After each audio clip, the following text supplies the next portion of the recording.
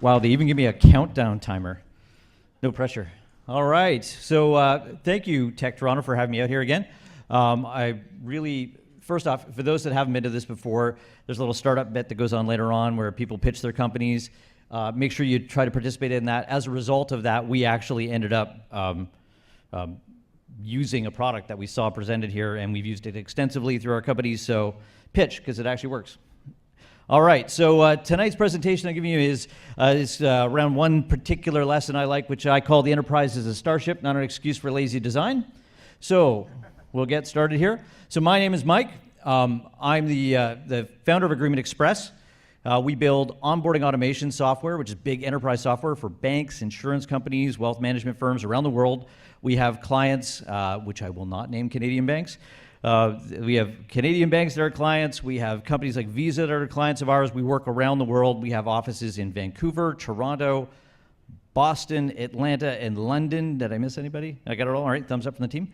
All right, and you know, and my career started in technology in the 90s, so this is really about a lesson, so I'm gonna try to give you guys a lesson here. And you'll notice it says I'm a waterfallaholic and I'm recovering, so let's talk about that for a sec.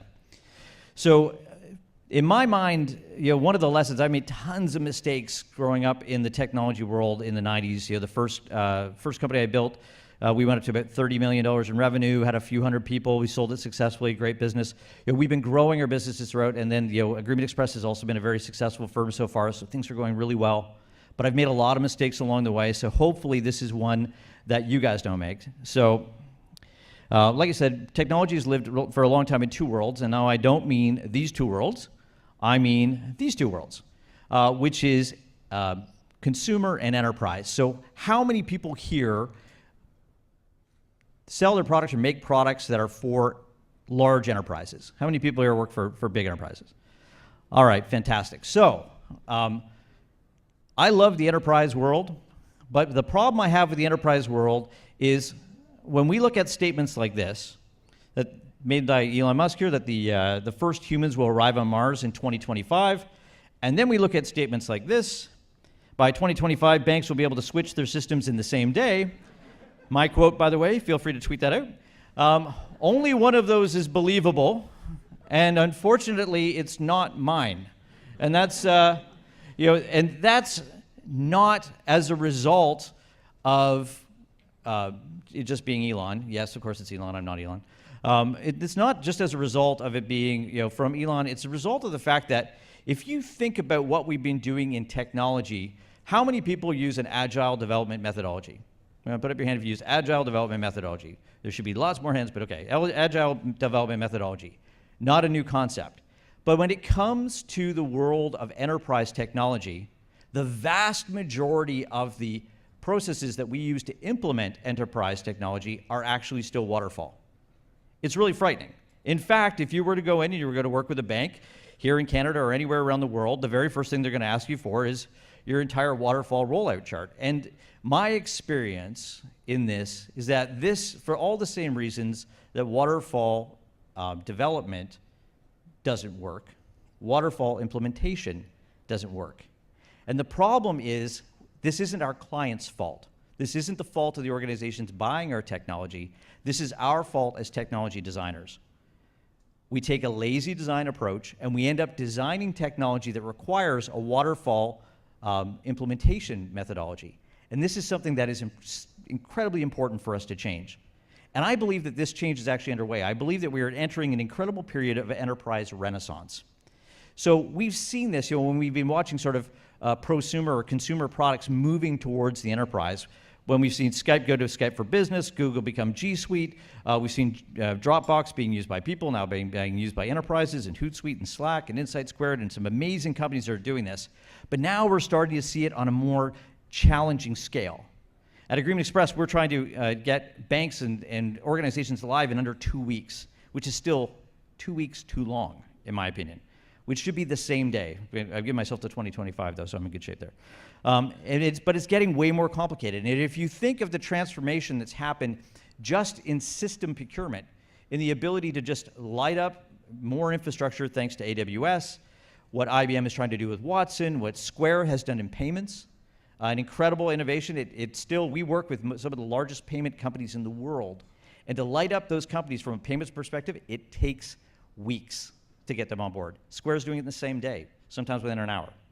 Google Analytics doing the same thing. So my message to you guys is that if you are on the enterprise side, you have to join the revolution.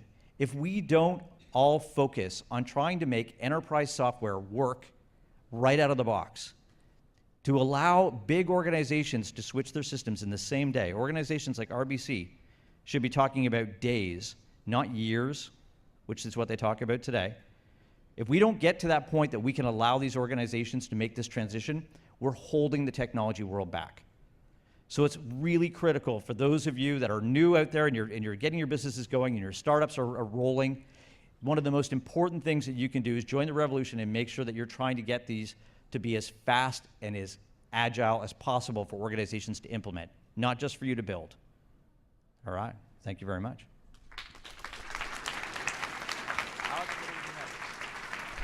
I wait. That's what, and then I wait. Oh, you gotta turn your mic on. Alex says questions. Right over here. Wait, with the non-working mic. I can repeat your questions around if you don't. You mentioned artificial intelligence and Watson from IBM, for example. What exactly you mean? How we can do that, and what is the impact of changing in one day? Well, absolutely. So if you think about what they're trying to do, they're taking the world of analytics and taking it out of something where you would spend a lot of time trying to develop what is the question that we're going to answer, and they're trying to make that more organic, getting you to the point where it's actually insightfully giving you the questions that you haven't even thought to ask yet. So that's really, as we're starting to reach out as to where they're going. And if you work on that's, and there's going to be tons of people in here that are far better at AI than I am, but the reality is that's part of the idea of we are not sitting there trying to spend weeks or months or years coming up with what are the right questions to ask. Instead, we're trying to get insights from the data. That's part of the same day concept. I feel a follow-on question. Thank you very much. Oh, I just got to thank you. All right, we'll take that. I'll take thank yous. I always have space themes, by the way, for those of you that have been to my prior presentations. It's always a space theme, not for any good reason. Oh, over here. Hi, thanks. So presumably there are more barriers on the implementer's side than the implementee. What do you do as a small company going into a large enterprise to influence them towards moving towards this kind of quicker model, even if your thing is super implementable? First off, it's a good question, but I'd say there's almost as many barriers on the implementee side as there is on the implementer side, and a lot of that is just a psychological and emotional barrier. Of course, it takes us 6, 9 months, 12 months to change something because change management is hard, is the way that the thinking goes. The biggest barrier from an implementation perspective is actually making sure that your technology is agile enough that it can learn and adapt with the organization and still be providing high utility on day one. So the first and foremost key is high utility day one. On day one, it won't be everything that I dreamt of, but it brings me enough value that I want to continue to use it. And then it should give you enough insight to allow you to tell you back to your artificial intelligence question, it should give you enough insight to tell you what changes you should be making and what adaptations you should be doing as you go forward. And a thumbs up. Last question. Gonna make you run. You need a hoverboard. I know, right? So one advantage that Elon Musk has is he's working from a blank canvas, whereas you're often dealing with incredibly complicated legacy systems where there's a lot of friction involved. How do you kind of use technology to get around, 20 years of craft? I think you just told me I have a harder job than Elon Musk. I love you. Thank you. That's I don't know, man. What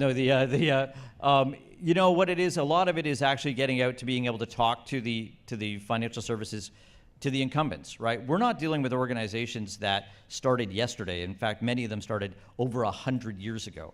And a lot of the processes that they're using are almost that old or feel that old. And so there's a lot of organizational inertia.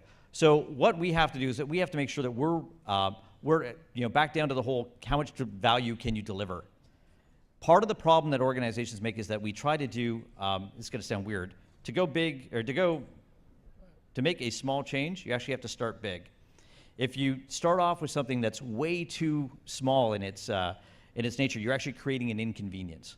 So if you just start off and we're just going to solve one problem, that might be great, except now I'm probably going to have people doing working in two worlds, partially enabled through your technology and then largely not enabled by your technology. And that creates an inconvenience for the users and kills adoption. Totally separate lecture. But in that world, what we have to do is we have to try to circle as much as we possibly can and do that fast and efficiently. It's not an easy problem. We've been at it for years. 4 years ago, we wrote the aspirational statement on our wall that we would one day have Agreement Express installed and live in organizations in under 2 weeks, in Fortune 500 organizations in under 2 weeks. It took us 4 years of working to get to that point, and now we're trying to get that to being same day. So, you know, it takes a lot of change. Thank you, Thank you, Alex. but one more question. Oh, wait. Star Wars or Star Trek? Oh, come on, man. That's really mean. That's I'm going to have to go with Star Trek. Sorry. There we are.